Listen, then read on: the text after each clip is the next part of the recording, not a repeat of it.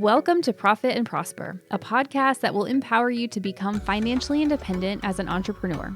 I'm your host, Sarah Young, an entrepreneur, wealth coach, and mentor to driven, ambitious female business owners who are ready to take action towards having a richer and more impactful life.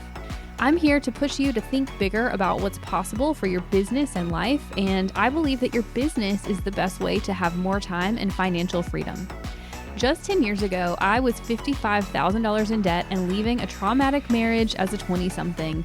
Fast forward to today, I now run a 7-figure agency with a team of 10 and growing and have built over $1 million in net worth while balancing taking care of my health and prioritizing being a wife and mom. In this podcast, I will teach you how to scale your business, take home a 6-figure paycheck, and save and invest for your financial future without having to sacrifice your life today. What's up, y'all? Welcome back to the podcast. This is episode 90. Can you even believe that? 90 episodes. I can't believe it. I think I counted and it'll be about February when we hit episode 100. And I'm going to have a really fun giveaway leading up to that episode 100. So definitely stay tuned for that. But what we're going to talk about today is team. So I realized I've talked about team in a few other episodes and kind of sprinkled throughout, but I haven't done a dedicated series on how to hire and train and lead the right team on the podcast before. And so that's what we're going to spend the next 3 episodes talking about, is all things team, specifically how to hire the right role, the right person, and how to lead and manage a team so that they are highly profitable and add to your business instead of being a drain on your cash flow. So before we jump into that, I do want to drop a hint that next week I'm going to have some Black Friday promos that I announce to my email list first. I'm always really excited to have Black Friday promos. I had my first sale that I ran last Black Friday. I had like 1 course that I offered.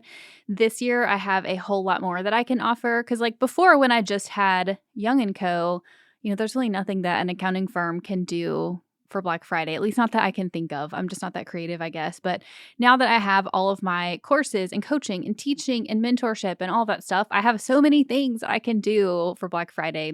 So I'm going to have some really good discounts and a couple of spots in Scaling Made Simple, which is my program, my high-touch group program for business owners who want to scale their business to 20 to 50K months or more. I'm also going to have a couple of spots highly discounted in private mentorship. So if you want to get dibs on those, go get yourself on my email list. You can go to my website, sarahhyoung.com. There's 2 H's in there, y'all. I think I've got downloads all over the website. If you look, you can go to my Instagram bio, go to my link in bio, download any of my free stuff. I would highly recommend downloading my free mini course on scaling your business if you are interested in the topic of this episode, which is teams, because team is crucial to scaling. So I have a free 2-day mini course on scaling a profitable business. You can go get that at sarahhyoung.com/scale training, or just click the link in the show notes. Either way, get yourself on my email list if you're not already, and you will get first dibs at the really awesome, amazing, super exciting Black Friday stuff that I'm going to announce next Monday. So without further ado, let's dive into the first episode of the 3-part series that we're going to talk about today related to team, which is hiring the right role. Here's the first thing I want you to understand. Not hiring a team will actually cost you money in the long run. Yes, it will cost you money.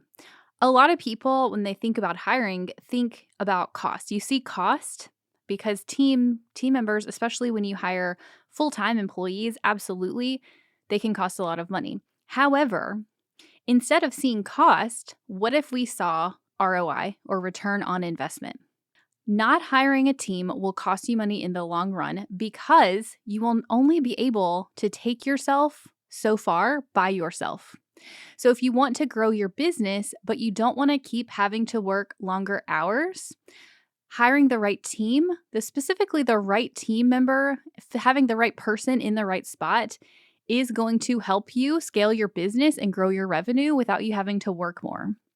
You can only get so far if it's just you. And you probably, honestly, real talk, do not actually have a business if it just relies on you to do every aspect of the work. A business is a set of systems and processes that takes, your inputs of time and money and puts them through your systems and processes, and out comes more money, hopefully. If that business shuts down without you being there, that's not really a business. That is you being self-employed, which if you want to be self-employed, I want to be super clear, that is fine. That's fine if that's your choice. But I think a lot of us truly want to step into actual business ownership. We're just afraid to take the step into hiring a team. A lot of the hesitations that I hear from business owners who don't have a team, or even from those who have maybe tried to hire people in the past and it did not go well, are things like, well, my clients only really want to work with me, so I don't see how I can outsource to a team member and have the quality be as good as if I were doing all of the work. Or they're afraid that their team member is not going to do the right thing, that they're going to pay them too much and end up not being profitable. They see the cost instead of the ROI. A lot of people too, and I mean that this is absolutely no shade to VAs. There's absolutely the right time and place to hire VAs, and they can be incredibly helpful. But I see a lot of business owners get frustrated when they hire a VA to be sort of a general support person, but they still find that they don't have what they need. They don't have the support they need to actually be able to cut back on their schedule and work less hours. So you end up working more and you continue to get burned out, and you just don't see a path toward growing your business. So take it from me, I have currently a team of 10. I have to stop and count every time I say this. But we currently have a team of 10 at Young & Co. in my tax CFO accounting agency.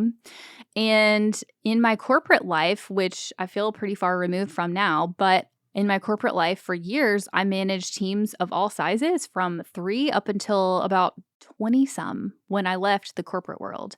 So I have a lot of experience in hiring, managing, firing, doing all the things, all the fun stuff, and sometimes the not so pleasant stuff when it comes to teams. And I'm going to tell you that there's absolutely a way around all of those fears, all of those uncertainties that you have about hiring a team. There's absolutely a way to negate those fears or sort of overcome those fears by learning how to hire the right person and also lead and manage the person. So in the rest of this episode, what we're going to talk about is how to identify the correct role that you actually need to hire in your business. And I'm going to give you 3 things that you need to do to hire the right role.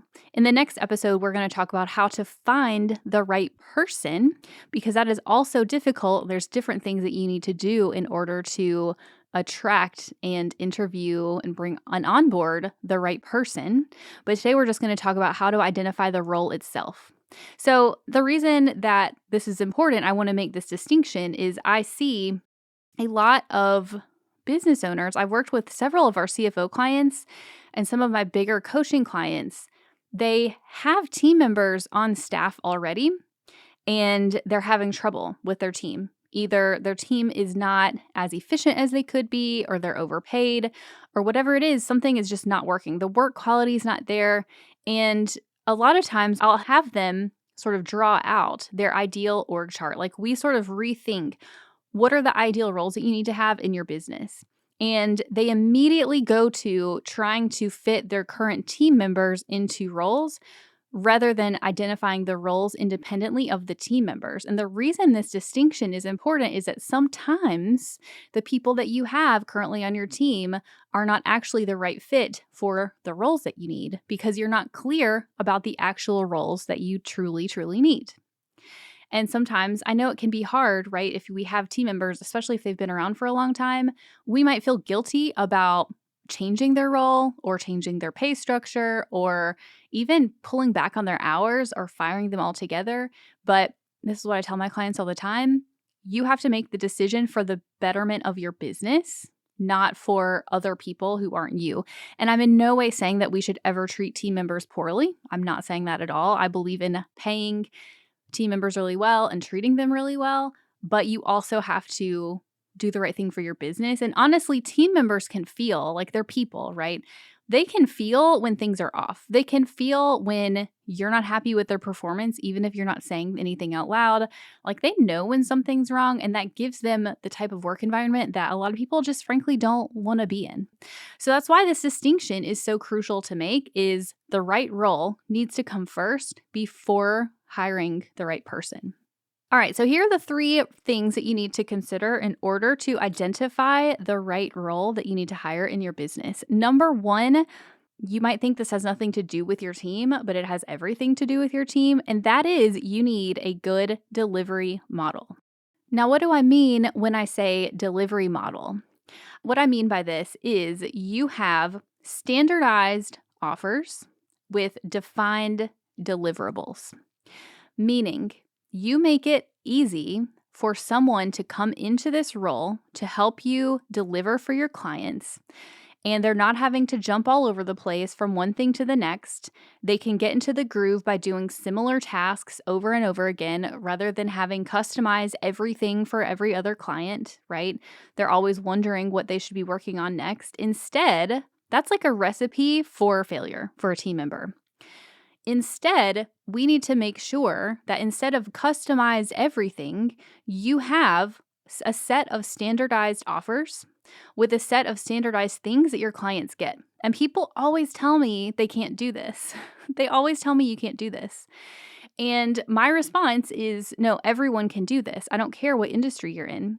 Even if you do very high ticket consulting type engagements, I guarantee you with whatever type of work you do, it is possible for you to sit back and sort of summarize the steps that you take your clients through at a high level, the things that you deliver to them at a high level. Even if some of the nuances in what you're doing and how you're doing it may change from client to client, at a high level, you're probably doing really similar things for most of your clients. And if you're not, then you really need to think about it. I think this was an episode from January 2023, and I'm going to trust my podcast manager, Kristen, to find the right episode. But I did an interview with Natalie Eckdahl of the Biz Chicks podcast, and we talked about specializing or niching, and we talked about how crucial it is to do that in your business to make your business scalable and highly profitable. And so that is it. You need to go listen to that episode if you are struggling with that idea, because if you don't have standardized delivery models for your clients, then it's going to be hard to hire a team member, or at least one that is going to be highly successful. Because here's the thing I think us as business owners tend to forget is that we are the type who can wear a lot of different hats. We can jump from one thing to the next and be successful in all the different areas of our businesses, maybe some more so than others, but we can wear different hats. That is not normal, okay? Please hear me when I say, like, it is not normal for a lot of people to be able to do that. And so even though you've had success maybe up to this point with having customized everything and task switching and doing different things all the time, hiring a team member to come in and do that work that you've been doing and expecting them to be successful, I just don't think is realistic, because most people, frankly, are not going to be successful at doing that. So that's number 1 thing that you need to hire the right role is a standardized, repeatable delivery model that sets you up to be able to delegate to team members successfully. Number 2, the number 2 thing you need to identify the right role to hire is you have to get super clear on exactly what you need to hire. What role do you actually need? At a high level, I think you probably need to have team members who do 5 different types of roles. You're going to have people who do the work. You're going to have people who review the work and project manage. You're going to have somebody who takes care of client care, like handles clients, makes sure they're happy. This could be, as an example, like if you have a brick and mortar type of business, you'll have somebody at the front desk when they come in the door. Or if you have even an agency or coaching type of business, you're going to have somebody whose main job is to make sure that clients are taken care of, like a client care specialist or community manager. You also need somebody who's going to handle the client meetings, which may be the same person who reviews the work. Maybe sometimes they are, sometimes they're not. And you probably also are going to have somebody in doing marketing and sales in addition to you at some point anyways. So in order to understand exactly what role you need, The first question I always ask for people is to understand, where are you right now spending the most time? Or if you already have team members, where are they spending the most time? Is there any place where they are over capacity on work? Are there things that are breaking down? Are there processes that are breaking down? Are there things that fall through the cracks?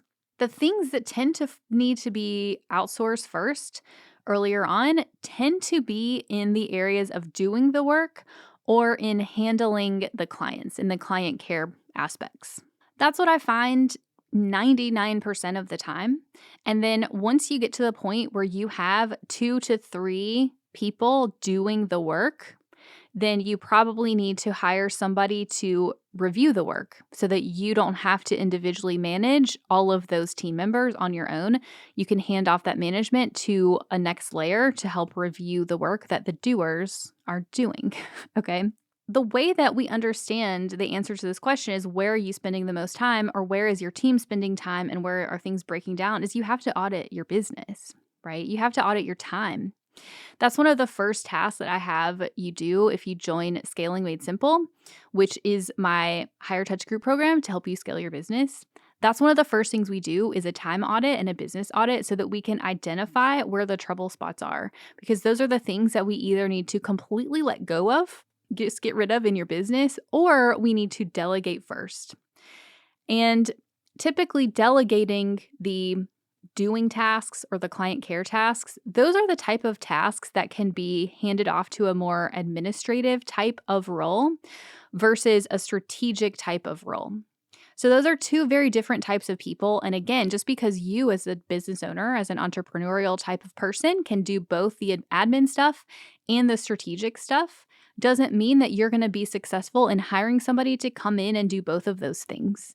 In fact, if you do hire somebody who can successfully do most of those things, those are the people who I frequently see quitting to go start their own businesses eventually, right? So understanding exactly what type of role that you need first, and probably hiring out some of the more administrative type work, is going to be the most profitable for you first, because you're going to be able to outsource some of the tasks that are lower cost per hour to do. And that means that you and your other team members have more time available to do the higher cost per hour activities. That is how we start scaling our business. And that's how we keep it profitable, is by you being able to take out like a bunch of the lower cost per hour activities and focusing your energy more on the handful of activities that are higher value, higher return, higher impact. So that was number 2, is understanding what you need before you hire the right role. The number 3 thing that you need in order to identify the role that you need to hire next, is you have to get incredibly clear on job responsibilities. So once you've figured out exactly what you need to support you in the business, then you have to be probably 10 times clearer in exactly what this role needs to do on a day-to-day basis than you even realize you need to do. So the way that we do this, and this actually helps you write a really good job description that will then help you to bring the right person in, the right fit for your business. The way that we write this down, honestly, is what I've done in the past. When I'm hiring a new person, is I will literally have like a sticky note on my laptop, like not physically on my laptop, but like the app on my laptop for sticky notes. I will just start a sticky note, and anytime I write down, or anytime I'm doing a specific task that I think would fit into this role, I write it down on the sticky note.